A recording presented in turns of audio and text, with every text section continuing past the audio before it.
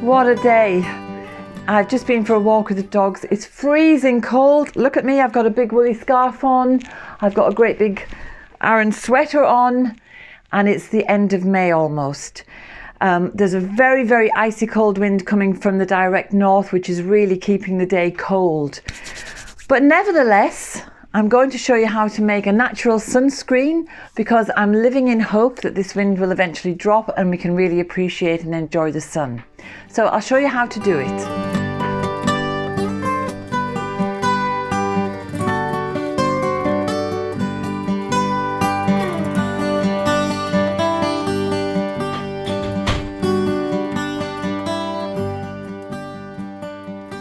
So last week I was talking about Herb Robert, and we were kind of thinking about the fact that it could make a very powerful insect repellent. So I'm still testing that along with some other things, and I've also had a friend of mine send me a water-based insect repellent. So I won't be doing anything about insect repellents until I've made my prototypes and tested them.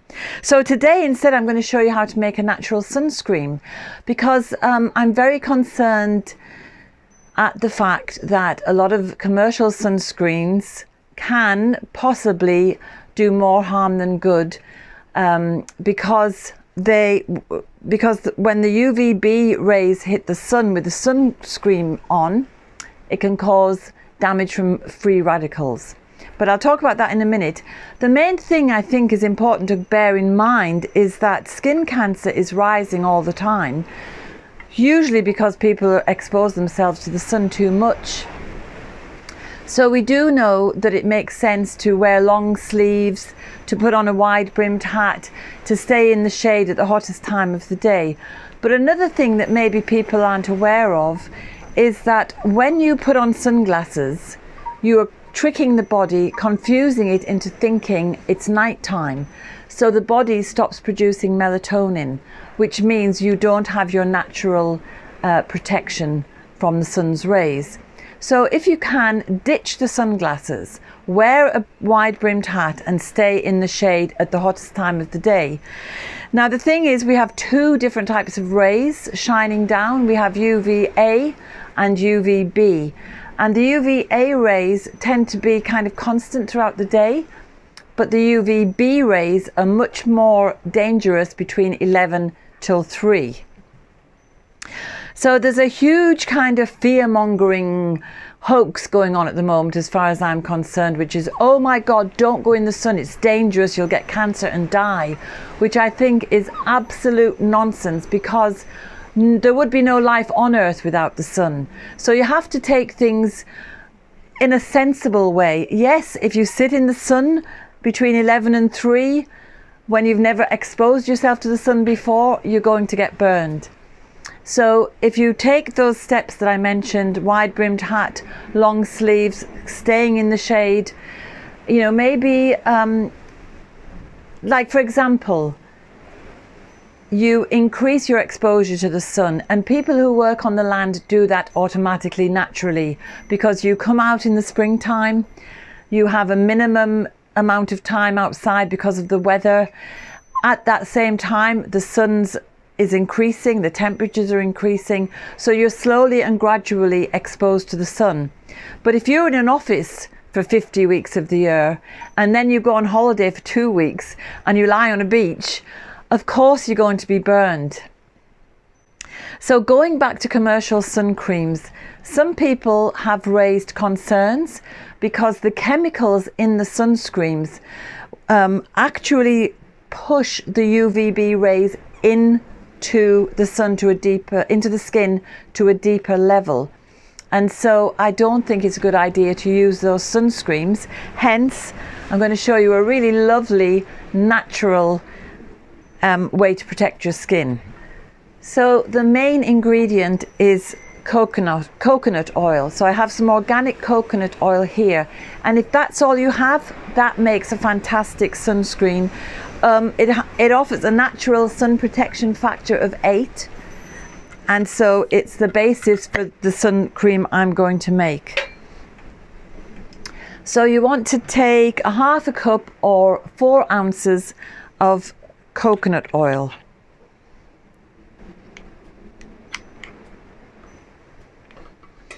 So yeah, that's approximately 4 ounces. If we melted that and crammed it in, it's going to be about 4 ounces. Okay. So most people have coconut oil in their kitchen, and you can just use this on its own, or you can mix it with the other things that I have here. So I'm going to put in 4 ounces of shea butter as well. And I use organic products if I can get them. So this is organic shea butter. There are dozens of recipes that you can find online, and I've also a few recipes in my Introduction to Herbal Medicine course, because we have a whole module on skincare, and there's lots of lovely skincare recipes there if you get the course. And there's other recipes apart from this one as well. So I have 4 ounces or half a cup of, it's approximate because, you know, this is not the easiest thing to be measuring. So 4 ounces of shea butter, 4 ounces of coconut oil, and I'm going to put in 2 ounces of beeswax.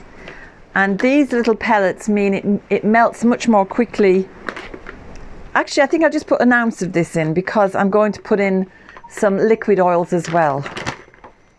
So I'll just use my little spoon, measuring spoon,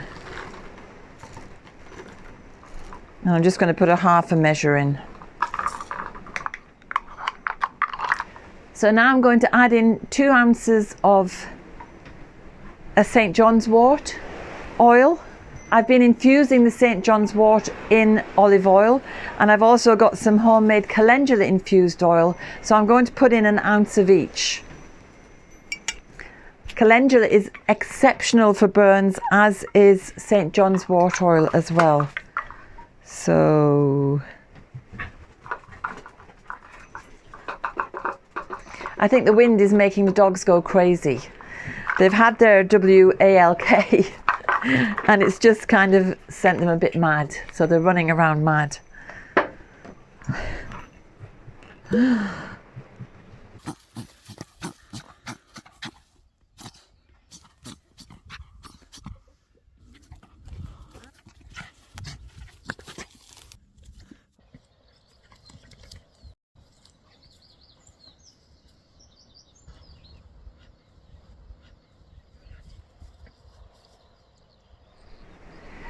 So another ingredient that can increase the sun protection factor is carrot seed essential oil. That's 20 drops, but I'm going to put more in. So that's about 30 drops. So now we're just going to melt all these oils and then give them a good whipping with the whisk until it becomes a soft, creamy lotion. So we'll head into the gas stove.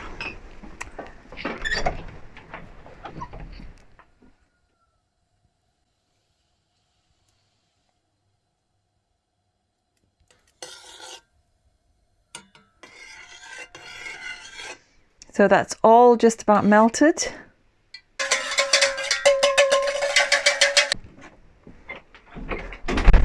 So we're much cooler out here, so it should help this to thicken up more quickly. I'm just going to let it cool down for a moment or two before I give it a good whipping. I say that as if I enjoy whipping.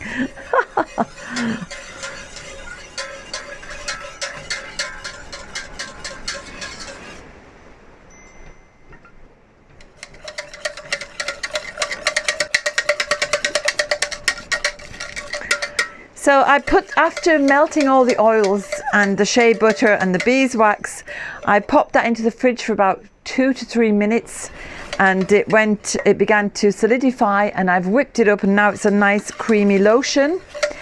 And I'm just going to add, just for the lovely smell, I'm going to add, what's that? I'm going to add some lavender essential oil, because lavender is excellent on burns. So it's going to act as a preventative in this case. I'm just going to put 10 drops in.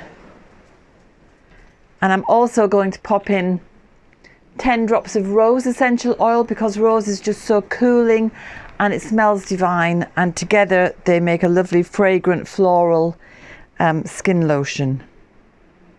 And I'm making this for my grandson. Obviously he's a little boy, so he has lots of delicate skin. And for my daughter who works outside, and you know, for me too.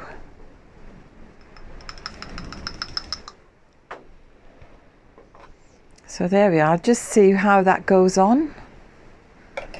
And it just glides on, sinks in beautifully. So you won't end up with a big greasy body when you're lying on the sand. If you're at the beach, it sinks in and it's lovely and moisturising, as well as being soothing. So I hope you enjoy making your own natural sun protection. I've just realised I forgot to put in some vitamin E oil. I do have a little capsule here, so I'm going to put it into this last bit that's left in the pan. But the recipe will be in the information box below the video with all the ingredients. It's very much what we call a kitchen recipe. You don't have to get het up or obsess about the quantities. Basically, these are the things you use. Mix it up to suit yourself. If you want that to be somewhat thicker, you could put in more shea butter and more beeswax. And if you wanted it to be a more runny lotion, put in a little bit more of the St. John's or Calendula oils. Okay, so that's it. If you decide to make it, let me know how it turns out. See you next week. Hope the sunshine comes back.